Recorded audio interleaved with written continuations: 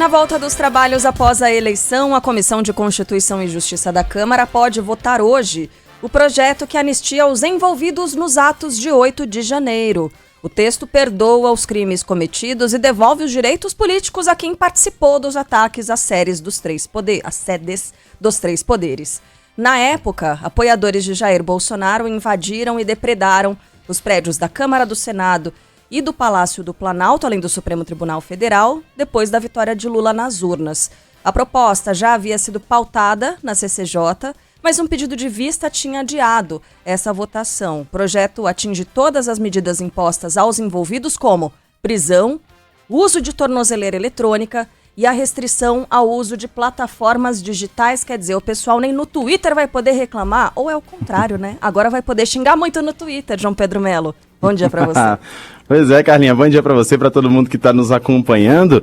Esse é um tema um tanto quanto espinhoso, né? A gente está acompanhando ele já há algum tempo.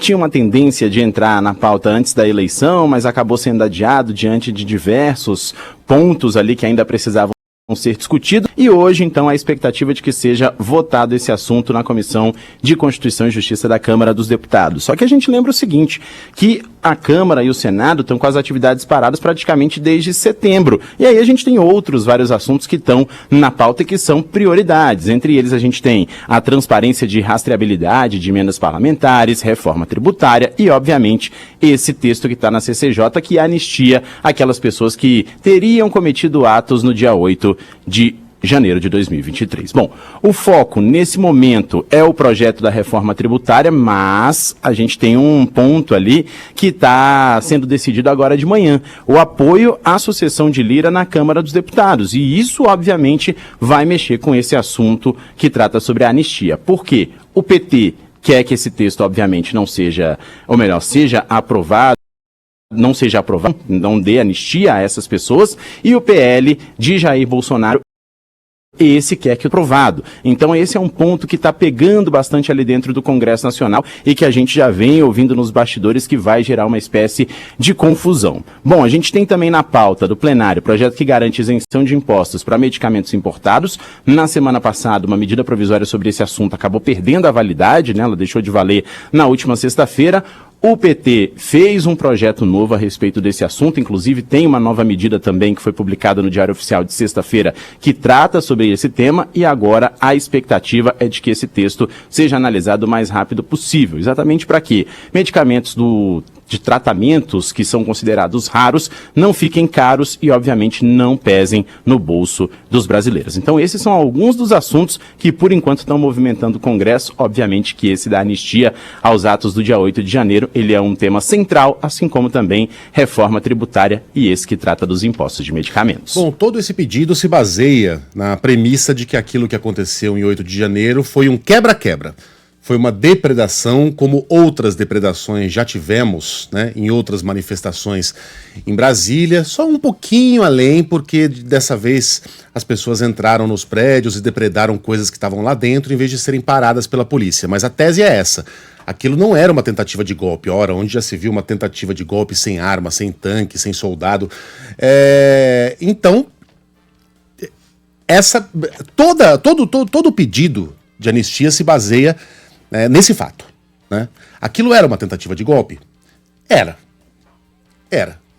E esse é um dos casos, para usar uma expressão que o Reinaldo Azevedo usa bastante, em que há excesso de provas. Você tem tudo lá, tá tudo ali. É Bolsonaro pedindo para que as pessoas autorizem, passando 4 anos dizendo eu autorizo o quê? A gente sabe, ele sabe, todo mundo que está nos ouvindo sabe o que estava sendo autorizado ali. Era general... Me ajuda. Augusto Heleno, os microfones para aquelas pessoas que acalmassem-se porque algo estava para acontecer.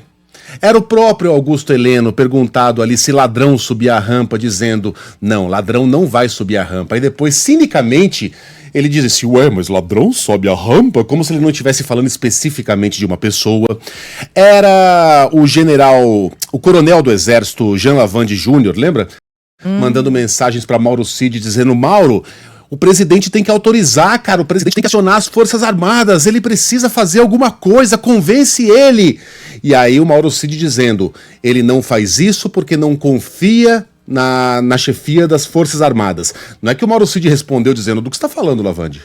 Você tá falando de golpe de Estado?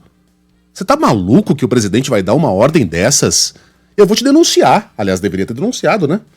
Mas não, ele disse que só não vai acontecer porque o presidente não... Então tá tudo ali, tudo ali. Aquelas pessoas foram convencidas por gente muito mais graúda, por gente que não batia perna nos acampamentos, mas mandava dinheiro, mandava toneladas e toneladas de carne, mandava equipamento de cozinha, financiava ônibus, enfim, usava de tráfico de influência para que Polícia Rodoviária Federal, por exemplo, não desocupasse as estradas, para que as Forças Armadas permitissem que esses caras acampassem em frente à porta dos quartéis. Não se faz manifestação por motivos óbvios na porta de quartel e em frente ao hospital. Todo mundo sabe disso. No entanto, aqueles acampamentos ficaram ali porque eles sabiam qual era o desfecho desejado. Eu aceito que se ofereça anistia àqueles bagrinhos, aquela gente estúpida que foi convencida de que estava salvando o Brasil, porque tinha muita gente que acreditava mesmo que estava salvando o Brasil do comunismo. Elas foram levadas a acreditar nisso por um discurso repetitivo, ano após ano. Agora, os malandros, que sabiam exatamente o que estavam financiando e sabiam exatamente qual era o desfecho desejado para aquilo, aí não. Façamos esse acordo? Empresários, generais, políticos, deputados, jornalistas que participaram desse ardil. Esses não. Topariam um acordo parecido com esses? Tenho certeza que não. Porque a gente sabe exatamente o que está na raiz dessa anistia. Não era para dona Fátima de Tubarão. Não é para o cara que foi lá e arrebentou de Cavalcante e fez cocô na sala do ministro do STF. A gente sabe exatamente o que esses caras não prosperarão. Não lograrão atingir seu objetivo.